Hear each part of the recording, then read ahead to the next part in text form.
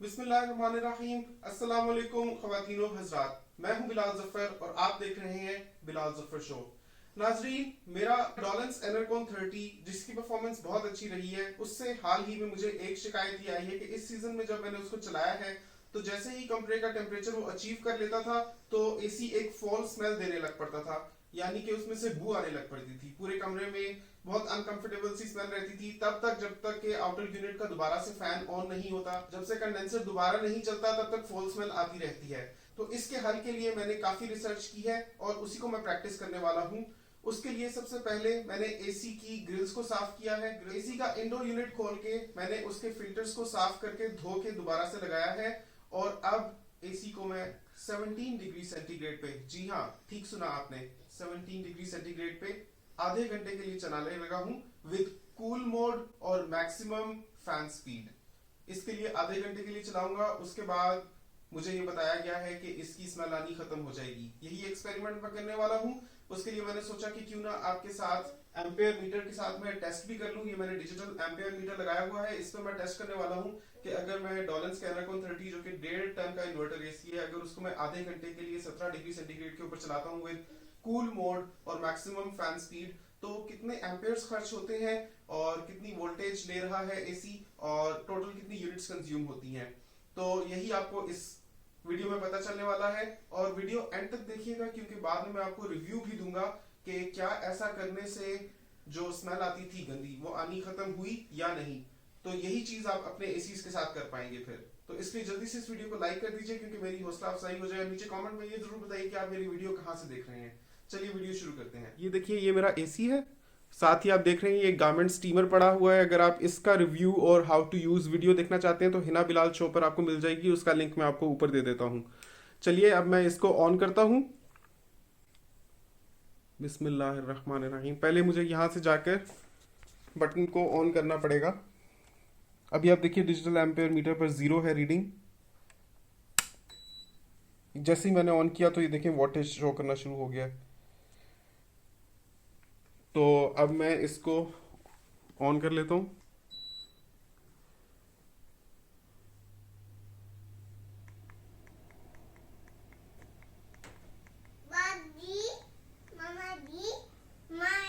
मैंने 17 पे सेट कर दिया है। ये देखें इसका कूल मोड है और ये 17 डिग्री पर है और फैन स्पीड भी मैक्सिमम करनी है।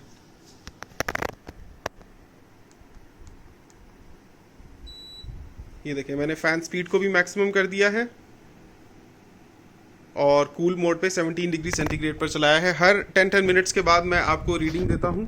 अभी भी मैंने इसको ऑन किया है और अभी इतनी गंदी स्मेल आ रही है जैसे किसी का बाजू फ्रैक्चर हुआ हो तो प्लास्टर ऑफ पेरिस का प्लस्तर ना आम को होल्ड करने के लिए, तो उसमें से अक्सर ऐसी स्मेल आती है। उसके अंदर रुई और पायोडीन या आयोडीन डाली होती है, वो क्लोजली आप स्मेल करें स्मेल आती है, कुछ उस किस्म की स्मेल आ रही है अभी। मेडिसिन की, गंदी मेडिसिन की। बहरहाल उम्मीद करता हूँ कि आधा घंटा इसको चलाने के बाद स्मेल आनी खत्म हो जाएगी। अभी इसको चले हुए 4 मिनट्स हुए हैं और अभी स्मेल कम हो रही है। पहले जितनी गंदी स्मेल आ रही थी अभी उतनी बुरी नहीं आ रही, मतलब उसकी इंटेंसिटी कम होती जा रही है। बहरहाल हर 10 मिनट्स के इंटरवल्स पर मैं आपको एम्पेयर्स और वोटेज और वोल्ट्स दिखाऊंगा, वो जरूर देखिएगा। एंड में चार्ट भी बनाकर दिखाऊंगा ताकि आपको पता चले कि 17 डिग्री विद कूल मोड और हाई फैन क्या प्रोफाइल रहता है। ऐसी वीडियोस मैंने पिछले साल भी बहुत सी बनाई थी, तो जाहिर है कि परफॉर्मेंस तो एसी की उसी तरह रहती है कोई भी साल हो, तो आप वो भी देख सकते हैं। वो इलेक्ट्रॉनिक्स की प्लेलिस्ट पर आपको मिल जाएगा मेरी वीडियो पर, उसका लिंक मैं आपको ऊपर दे देता हूँ। 10 मिनट्स के बाद इसमें से स्मेल आनी बंद हो गई है और देखते हैं। रीडिंग्स भी आप ज़रूर देखिएगा।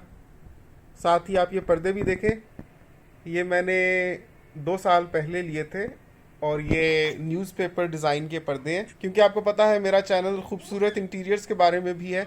अगर आप चाहते हैं कि इन पर्दों पर एक सेपरेट वीडियो बनाऊं जिनमें इनकी कॉस्ट, फैब्रिक और स्टाइल को डिस्क्राइब करूं, तो नीचे कमेंट ज़रूर कीजिएगा। ये देखिए,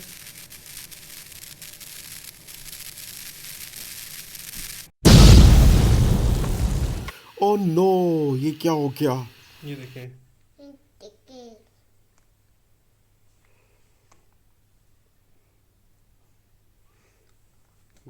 इसकी इतना गर्म हो गया है कि इसकी एक लेग ही टूट गई है। इस कदर ज्यादा हीट अप हो गया ये, मतलब वो उसको तो हाथ लगाना दूर की बात, जिधर से मैंने जिधर से पकड़ा हुआ है वो जगह भी इंतहाई गर्म है। और अब ये ज़ाया हो गया मेरा शू और मुझे नया लगवाना पड़ेगा।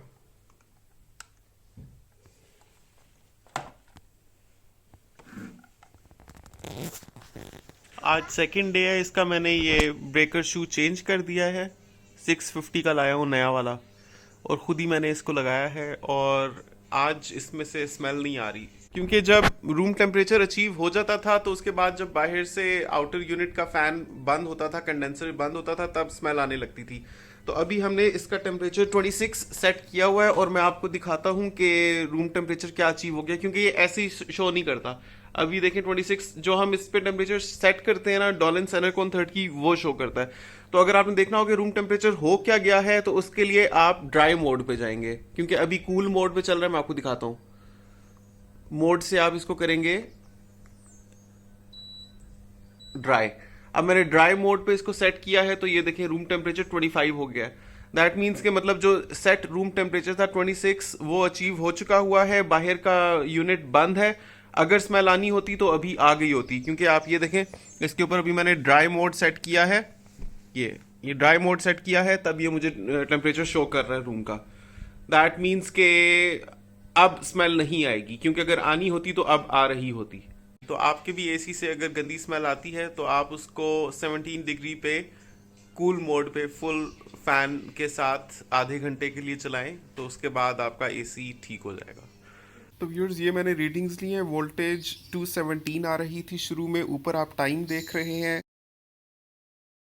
मतलब लगाते साथ मैंने रीडिंग ली तो एम्पेयर जैसे ही एसी स्टार्ट हुआ तो 5.9 एम्पेयर्स ले रहा था, और शुरू में लगाते साथ 0.01 यूनिट्स खर्च हुई है। किलोवाट आवर्स यूनिट्स होते हैं। मैं आपको 10 मिनट बाद की सिचुएशन दिखाता हूँ। 10 मिनट बाद ये एसी 11.2 एम्पेयर्स ले रहा था, क्योंकि डेफिनेटली इसका कंप्रेसर ऑन हो गया था और ये वर्क हार्ड कर रहा था टेम्परेचर अचीव करने के लिए डिज़ायर्ड। और ये 0.31 यूनिट्स खर्च हो चुकी थी 10 मिनट तक, जबकि वोल्टेज आप देख रहे हैं 10 मिनट के बाद भी 209 ले रहा था एसी। 20 मिनट्स के बाद एसी 10.4 एम्पेयर्स ले रहा था, क्योंकि डिज़ायर्ड टेम्परेचर अचीव हो चुका था, अब एम्पेयर्स नीचे आने लग पड़े थे। और 0.7 यूनिट्स खर्च हो चुकी थी 20 मिनट में।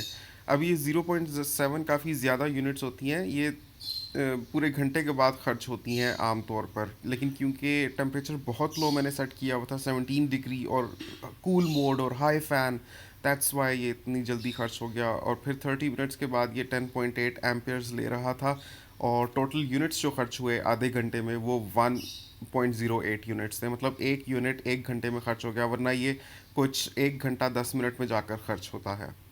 तो अगर आप 17 डिग्री पर एसी चलाते हैं with cool mode and high fan तो विद इन 30 मिनट्स आपकी एक यूनिट खर्च हो जाती है। अभी मैं आपको ग्राफ भी दिखाता हूँ, वो भी ज़रूर देखिएगा।